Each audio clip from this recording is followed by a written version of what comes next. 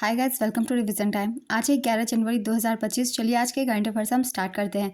अगर आप सभी को ये वीडियो हेल्पफुल लगे तो इसे लाइक ज़रूर कर दीजिएगा और साथ ही चैनल भी सब्सक्राइब कर लीजिए।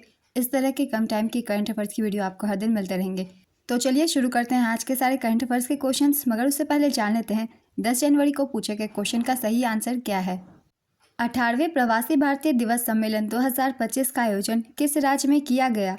Option A Gujarat, option B Madhya Pradesh, option C Odisha, option D Delhi. इसका सही आंसर है ऑप्शन सी ओडिशा। ओडिशा के भुवनेश्वर में इसका आयोजन किया गया। चलिए अब आज के करंट अफेयर्स हम स्टार्ट करते हैं। क्वेश्चन नंबर 1, जनवरी 2025 में किस देश के प्रधानमंत्री जस्टिन ट्रूडो ने इस्तीफे की घोषणा की। इसका आंसर है कनाडा। कनाडा के प्रधानमंत्री जस्टिन ट्रूडो ने 6 जनवरी 2025 को अपने इस्तीफे की घोषणा की। जस्टिन ट्रूडो ने कहा कि संसद जो 27 जनवरी को फिर से शुरू होने वाली थी 24 मार्च तक निलंबित रहेगी। श्री ट्रूडो 10 साल के कंजर्वेटिव पार्टी के शासन के बाद 2015 में सत्ता में आए थे। वह कनाडा के इतिहास में दूसरे सबसे युवा प्रधानमंत्री थे। कनाडा की राजधानी है ओटावा। मुद्रा कनाडाई डॉलर। नेक्स्ट क्वेश्चन, हाल ही में किस देश की सिस्टर इना कैनबारो लगभग 117 वर्ष की आयु में विश्व की सबसे वृद्ध जीवित व्यक्ति बन गई है। इसका आंसर है ब्राजील। ब्राजील की सिस्टर इना कैनबारो लगभग 117 वर्ष की आयु में विश्व की सबसे वृद्ध जीवित व्यक्ति बन गई है।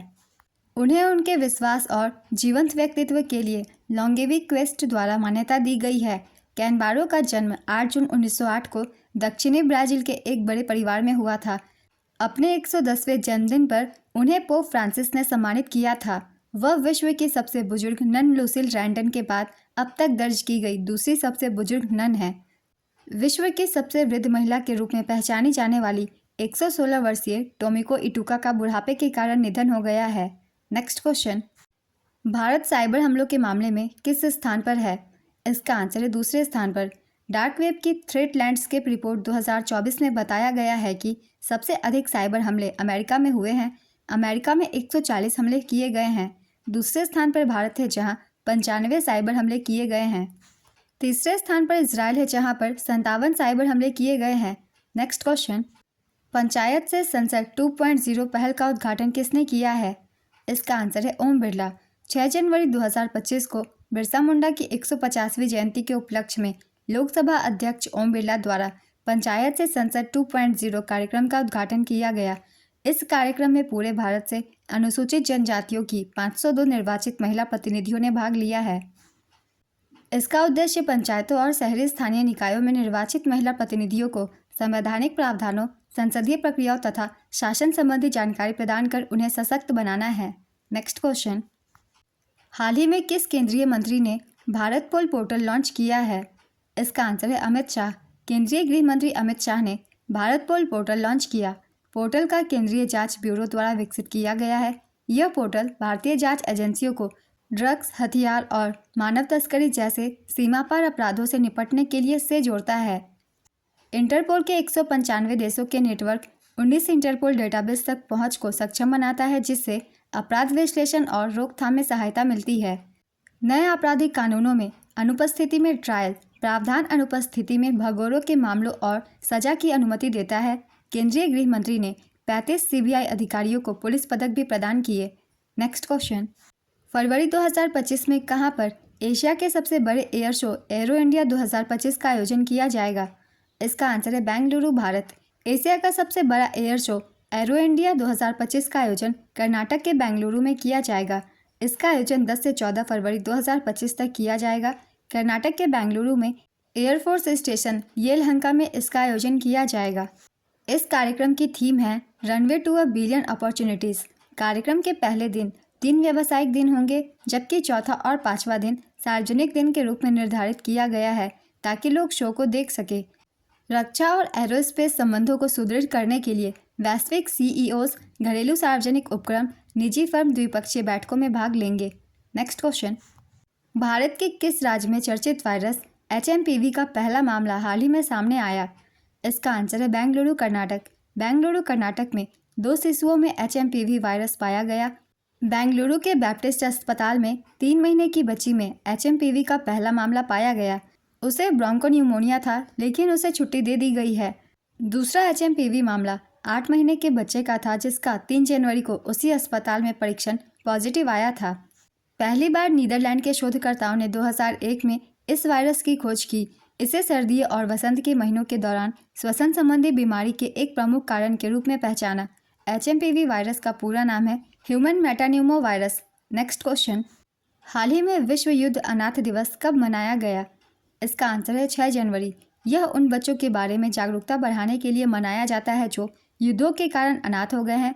विश्व युद्ध अनाथ दिवस फ्रांसीसी संगठन SOS इन्फेंट्स एंड लिटरेसेस द्वारा शुरू किया गया था।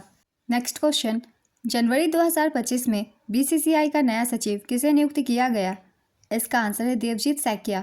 जनवरी 2025 में BCCI के नए सचिव और कोषाध्यक्ष नियुक्त किए गए।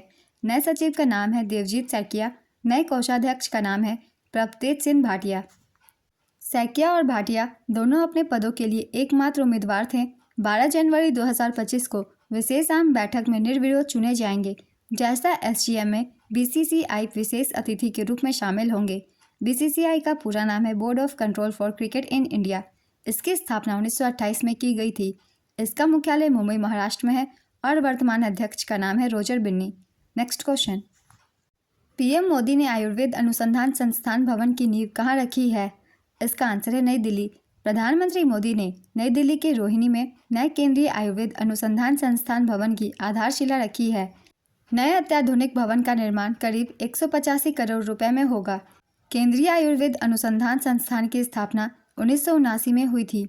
नेक्स्ट क्वेश्चन, भारत में किस संस्थान ने पैरासीटामोल दवा विकसित करने के लिए स्वदेशी तकनीक विकसित की है?